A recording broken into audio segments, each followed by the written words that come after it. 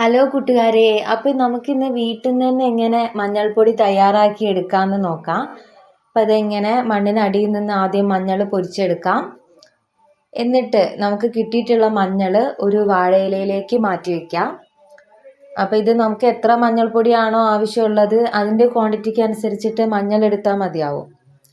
അതിനുശേഷം ഇതൊന്ന് വൃത്തിയാക്കിയിട്ട് മാറ്റണം. കാരണം ഒന്ന് ഇതിലുള്ള അഴുക്കും മണ്ണൊക്കെ ഉണ്ടാവും. അപ്പോൾ അതൊക്കെ ഒന്ന് വെട്ടി വൃത്തിയാക്കി കൊടുത്ത് അതിന് ശേഷം ഒന്ന് നല്ലോണം വെള്ളത്തിലിട്ടിട്ട് കഴുകിയെടുക്കാം. അപ്പോൾ നല്ല ചളി ഉണ്ടാവും. അപ്പോൾ 2-3 പ്രാവശ്യം കഴുകിയെടുക്കുക. ഓരോന്നും നല്ല വൃത്തിയായിട്ട് കഴുകാം. ഇങ്ങനെ നന്നായി കഴുകി അതിലത്തെ മണ്ണൊക്കെ പോയെന്ന് ഉറപ്പായാൽ നമുക്ക് അതൊന്ന് നല്ല ചൂടുവെള്ളത്തിലിട്ടിട്ട് പുഴുങ്ങിയെടുക്കാം.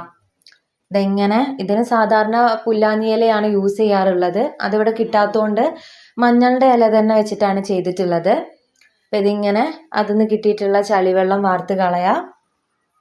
അതിനുശേഷം ഇത് നല്ല വെയിലത്ത് വെച്ചിട്ട് ഒന്ന് ഉണക്കിയെടുക്കാം.